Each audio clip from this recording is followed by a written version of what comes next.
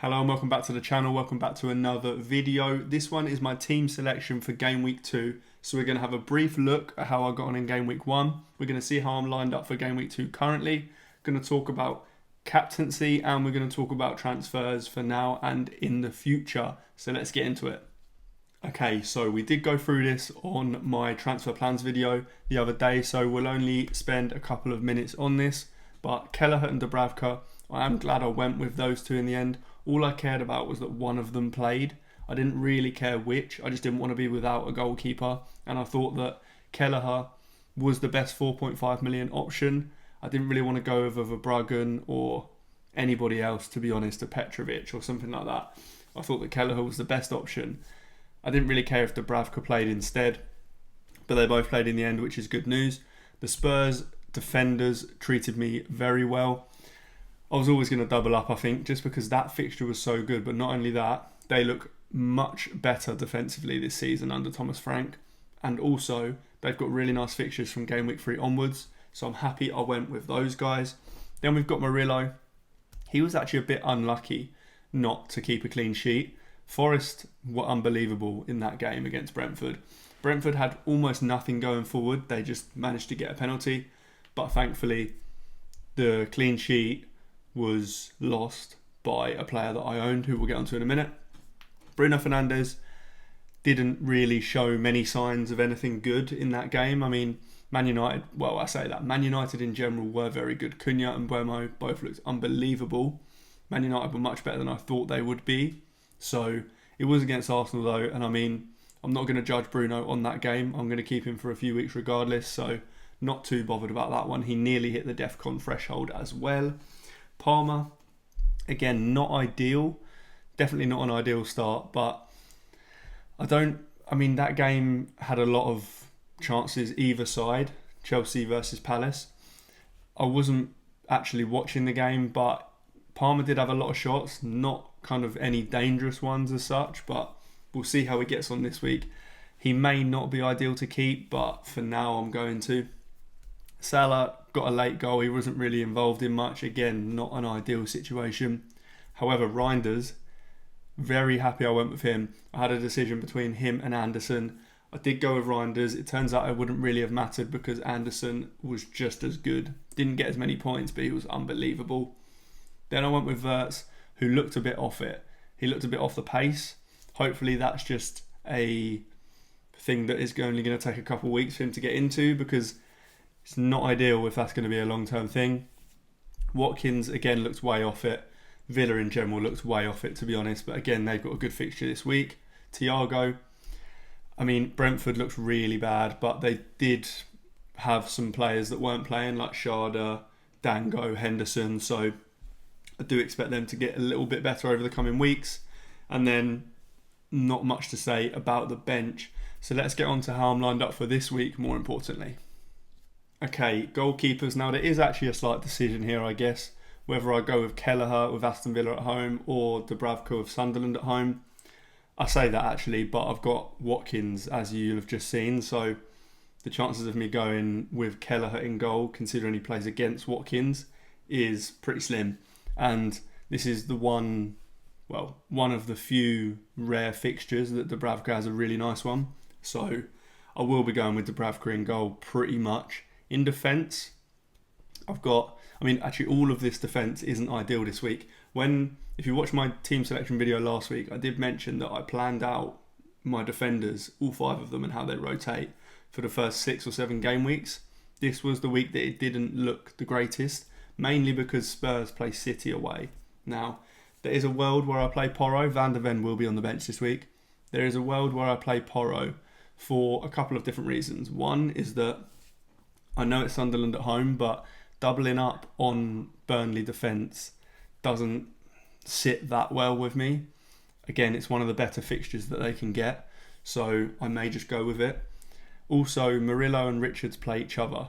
Having said that, these two teams, it wouldn't surprise me that much if a 0-0 did happen. That would be ideal given that I have no attackers from either of these teams as well. So this is what I'm currently on, but I would expect Spurs to probably play a 5 at the back as well, meaning that Porro will play wing back. It does seem like in the tougher fixtures against better teams, they'll play 5 at the back, like against PSG, for example. And then in the games against less tough opposition, then they'll play 4 at the back. I don't think that will limit Porro that much, given that he still looked pretty good and he's on set pieces and everything like that. But it is something to think about that he probably will be a wing back against City. And actually, I watched the game and Keanu Hoover, as Wolves' right wing back, actually had a lot of joy down that side. So I could play him instead of one of these guys. I haven't really decided on it yet, but right now this is what I'm on. Moving on to the midfield. Bruno Fernandes is here. He's got Fulham away. Don't hate the fixture. Don't think that Fulham defence is that bad. I mean, I was talking up Joachim Andersen before the season started. I do think that he is a good option, mainly because the Fulham defence is underrated. Last season they were 6th for XGC, so not a bad defence at all. Then we have Palmer and Salah.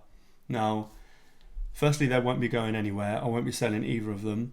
Palmer has the better fixture here. West Ham away. West Ham looked pretty bad in the game against Sunderland. I say that. Going forward, West Ham were okay in the first half. The second half just absolutely capitulated. Literally folded. I mean, didn't concede loads of big chances though. All 3 of Sunderland's goals came from a combined XG of less than 1. So there wasn't loads of big chances being conceded. A couple of the goals were pretty bad from the new goalkeeper standpoint from West Ham. Hermansen didn't have the best of debuts. A couple of the goals he could have done better with. So this is a good fixture for Palmer. I've got the captaincy on Salah at the moment, but I do prefer Palmer's fixture. Salah, obviously the last 2 games, the Community Shield and then the game against Bournemouth, hasn't been as involved as we would like him to be. So I do think it is a slight problem. However, given how many minutes he plays, he always just seems to grab a goal in the last 30 minutes. So yeah, I'm 50-50 on it. I'm not quite sure where I'll land on it at the moment. Reinders has Tottenham at home now. As I mentioned, the Tottenham defence has kind of shored itself up a little bit this season. Thomas Frank has already put some good things in place there. Jed Spence did an interview recently in pre-season basically saying how Thomas Frank is putting a lot of kind of attention in clean sheets. They really want to focus on clean sheets this season. However, I just think that City are too good to not score. I don't think that Spurs will be able to stop them in this game. So I'm happy I've got Reinders. I just hope he actually plays and starts, which he should do after that performance last weekend. Then I've got Wirtz. Hoping for something better from him. Not really expecting loads, given that Newcastle were quite good against Villa. But I'm hoping Wirtz can at least just be a bit more involved than he was. Then forward line is Watkins and Thiago. They actually play against each other. Now, Watkins, again, I'm expecting some better things from him. They did go down to 10 men, so I wasn't expecting much after that. But even before that, Villa just really weren't great at all. Newcastle completely dominated that game. Watkins only had 1 shot in the whole game, which is pretty worrying, to be honest. But Brentford defence was really bad against Forest, so if that continues, then Watkins could be in for some joy. I think he is actually an outside captaincy shout, to be honest. I haven't put too much thought into captaincy just yet, and I will do before the deadline, but he is someone that could get the armband. If this was a home game, if it was at home for Aston Villa, then I think I'd be thinking about it a lot more. I think I'll just go with Palmer or Salah, but he's an outside shout. Then Thiago, he pretty much had no service against Nottingham Forest. I don't think he didn't have a great game, of course, but he also didn't get any service, so I'm not sure what more he could have done, really. He had 1 chance, and he had the shot, and it was blocked. He took his penalty really well, though. So I'm hoping for a goal fest in this game, to be honest. Aston Villa did defend quite well, and they went down to 10 men, so I don't know if Thiago will have a lot of chances, but still kind of happy with him. The bench is, as I just mentioned, Kelleher, Porro, Guy and Van de Ven. Like I say, Porro could be the one that comes in for one of the defenders. Now, transfer-wise, I have nothing planned, if I'm honest. I mean, I do know that I want to get on a couple more Palace players at some point. Now, the way I could get to those is either of Murillo or Porro to Munoz. That won't be for a few weeks though. Or I would also quite like Mateta. Depending on how Brentford do in the transfer window, I could sell Thiago at some point. I would need to generate some funds from somewhere to get Thiago up to Mateta. Maybe that's just Watkins down. However, Aston Villa's fixtures are really nice for the next few weeks. So again, I won't be doing that anytime soon. One other player I need to think about is Haaland, especially game week 6.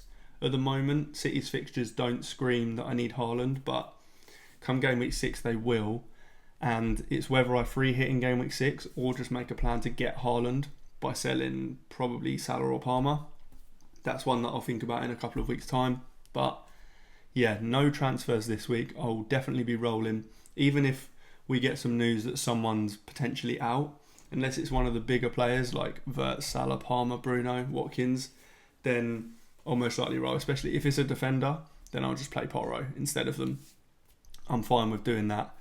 That is all for this one. If you've got any questions on my team, then drop them in the comments. If you've got any questions on your team, drop them in the comments. Make sure you like, make sure you subscribe. It really helps. And I'll see you in the next one.